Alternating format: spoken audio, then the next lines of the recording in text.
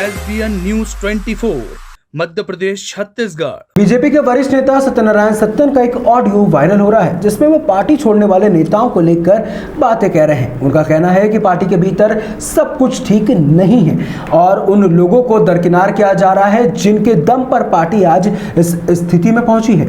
हाँ बताएं। गुरुजी, अभी 6 मई को बीजेपी के 2 बड़े नेता कैसी खबर आई है कि वो कांग्रेस पार्टी में जा रहे हैं, जिसमें से आपके ही जो है, एक तो मेन शेखावती का नाम सामने आ रहा है जो आपके बहुत अच्छे मित्र हैं, और दूसरा आ रहा है हाटपिटलिया से दीपक जोशी जो उनके पिताजी से आपके बहुत संबंध है और आपने साथ में राजनीतिक करियर भी रहा आप लोगों का साथ में। तो इस बारे में कुछ मतलब जानना चाहते कि ऐसा क्यों हो रहा है लगातार पार्टी के वरिष्ठ नेताओं के साथ। भारतीय जनता पार्टी का जो रुख है जी, वो रुख अपने पुरातन नेताओं की अवहेलना का बन गया है और ऐसी स्थिति में ये 2 तो नहीं जा रहे हैं, ये 2 जाएंगे तो इसके अलावा और भी 100 जाएंगे। जी जी, इन्होंने जिस तरीके से अन्य लोगों को ग्रहण करके उन्हें प्रतिष्ठा दी है, पद दिए हैं, उसी तरीके से ये असंतुष्ट लोग जिन्होंने अपना जीवन पार्टी के लिए समर्पित किया और लड़ाई लड़ते रहे हैं, इन लोगों के द्वारा लड़ी जाने वाली लड़ाई का मुआवजा तो इन्हें मिला नहीं है। जी जी, और ऊपर से उन लोगों ने जिन्होंने हमें 70 साल से गालियां दी हैं, उन लोगों को अपने पास बैठा करके उनका राज तिलक कर रहे हैं। तो ये स्थिति तो बनना ही थी। जी जी, नहीं अब ये स्थिति का जी जी जी गुरु जी, क्या बताएं। नहीं ये एक्चुअली की मतलब पहले भी मतलब ये खबर हुई थी कि दीपक जोशी नाराज हैं, लेकिन पार्टी का कोई व्यक्ति उनको आज तक मनाने नहीं गया। नहीं, कौन जाएगा मनाने, किसको जरूरत है। पार्टी इतनी बढ़ गई है कि उन्हें 1-2 आदमी के जाने से कोई फर्क नहीं पड़ता और 1-2 आदमी के जाने से कोई फर्क नहीं पड़ता। इस तरीके से आदमी तो ये 1-2 है, फिर इस पे 2 पे शून्य चढ़ेगी, फिर शून्य पर 1 शून्य चढ़ जाएगी। जिस तरीके से कांग्रेस खाली हो रही है उसी तरीके से बीजेपी खाली होगी, उसमें कोई नई बात थोड़ी है।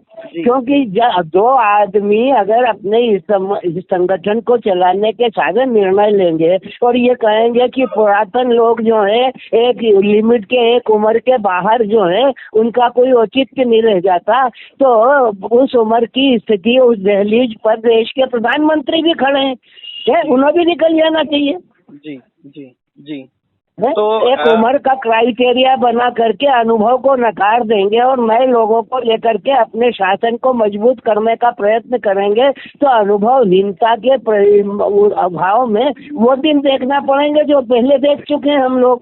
जी जी जी, मतलब ये कहा जा सकता है कि वरिष्ठों को तो पूछना पड़ेगा, उनके भी जो चाहे पिता हो चाहे परदादा हो, वरिष्ठों को पूछे या नहीं पूछे उनके। और दीपक जोशी कोई इतना बड़ा वरिष्ठ नहीं है, केवल वो इसलिए दीपक जोशी अपनी भावनाओं को बताता है कि वो कैलाश जोशी का पुत्र है। कैलाश जोशी का तप, साधना और ईमानदारी जो है भारतीय जनता पार्टी का अलंकरण था, वो अलंकरण इसके पास है क्या? कैलाश जोशी के साथ क्या नहीं हुआ?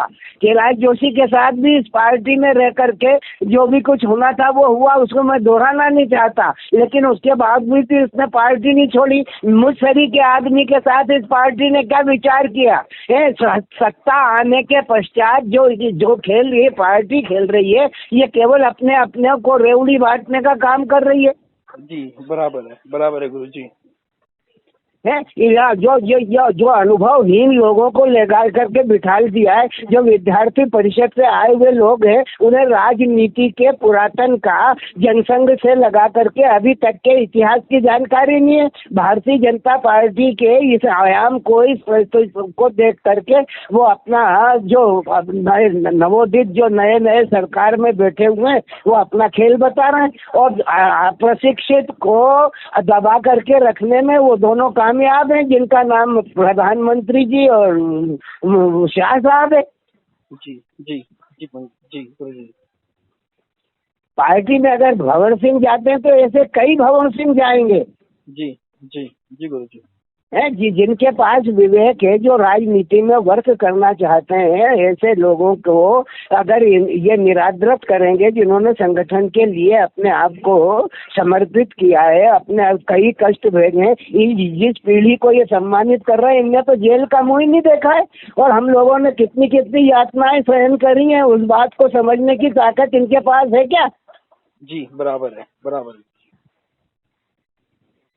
बस यही जानना चाह रहा था गुरुजी के लगातार जो है वरिष्ठों की अवहेलना तो हो ही रही है, और फिर अब इस तरह से जो खबरें आ रही है तो इसमें कहीं ना कहीं ऐसी पीड़ा भी सामने आ रही है। खबरें तो यहाँ तक आ रही है कि सर्टिफिकेट झूठे हैं, खबरें तो ये तक आ रही है कि झूठ बोल करके अपने आप को ये कर रहे हैं। तो इन खबरों का क्या है, खबर खबर है, लेकिन यथार्थ को नकारने की ताकत किसी के पास नहीं।